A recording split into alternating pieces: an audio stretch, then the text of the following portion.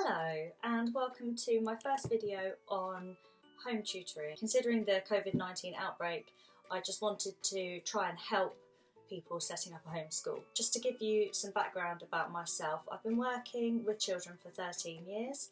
I've been working as a mainstream primary school teacher for 5 years, and that time has included some supply teaching. So I've been working with children from 4 to 11 years old, very aware of all the curriculum requirements and expectations, but also very aware about how children learn, the best environments to create and the types of learning behaviours that they are going to need to develop over the next few weeks and possibly months. So today's subject is about the 3 things to consider when setting up a homeschool. So I would say really that there are 3 main things to consider. They are the learning environment, the learning behaviours and the work itself. So let's start with the learning environment. Everyone's learning environment is going to look different, but here are some key considerations for any learning environment and its design. The need for a designated space to learn. It can be a table or a desk, ideally a flat surface with enough space to write, draw, read or use resources. It does not need to have everything on it. In fact, it is ideal to keep it clean and clear and to have somewhere else to store any books, dictionaries, exercise books, laptops and so on. Easily accessible and organised resources. You might not have a lot of space, but try and have a designated shelf or shelves that are child height that will enable your child to access what they need to access for a session. That way they can independently collect the things that they need for it and then put them back afterwards. Everything needs a place and needs to be put back in that place after the session is done, ready for the next session. A different place or places to play and unwind. Children have a 15-minute break as a minimum to break up the morning at school.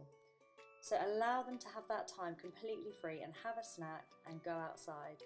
It is an important time for them to digest the information that they've learnt. If their friend has their break at the same time, encourage interaction on FaceTime or Skype. Liaise with other parents to make this happen where it is possible. A different place to eat lunch.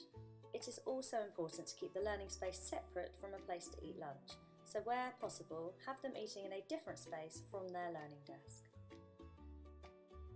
Okay, so I've spoken about learning environments and now I'm going to talk about learning behaviours. What I mean by learning behaviours is things like a timetable, rules and routines and rewards. So it doesn't really matter if you don't do any work for the first day or 2. What I would encourage you to do is just get into that routine with your child and talk to them about what they want to work towards. Maybe have a look at the timetable together and discuss it. What else was there? If it's possible, if you can have a different place in which they're working for English and for maths, then that way they get used to, this is my place for English, this is my place for maths, which might seem really tiny, but it makes a huge difference. So I would, if you can, do that. Children need something to work towards at school, so schools have positive behaviour policies, and so the idea of that is rewarding positive behaviour, and any kind of negative behaviour just kind of ignoring it, or not being reactive but more being proactive towards the positive behaviours. Think about maybe something they can work towards at the end of the week. Maybe order something off of Amazon now that they can work towards so that they can see it and they know that they can have it at the end of the week if they work really hard and they do good learning behaviours. So finally, you want to think about the work. The reason why I've left this till last is because the first 2 are the most important to establish, and the third one, really, the success of it depends on... Sorry about that, I'm back. Yes, so the success of those first 2 then paves the way for number 3, which is the work itself. Your child is going to get stuck on the work if they're truly learning, which is good, And what I usually encourage in the classroom is that 3 before me rule. So that means that they do 3 different things before they come to you for help, and it encourages independent learning and thinking. So the first one is actually just thinking to themselves, have I misread the instruction? Should I listen to that again? Is it clear? If not, how can I make it clear to myself?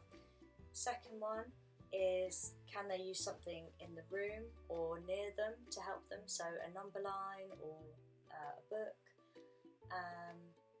to help them get to what they need to get to, the knowledge or the skill. And the third one is to ask an older brother or sister, or if they don't have one, then maybe phone a friend, Skype a friend, and see if they can find out the answer that way. There's plenty of posters online that have the 3 before me rule. So if you type in 3 before me on Google and go to images, you'll find loads. And you can encourage your child to make their own, or you could print one out. It's up to you, but I really recommend that.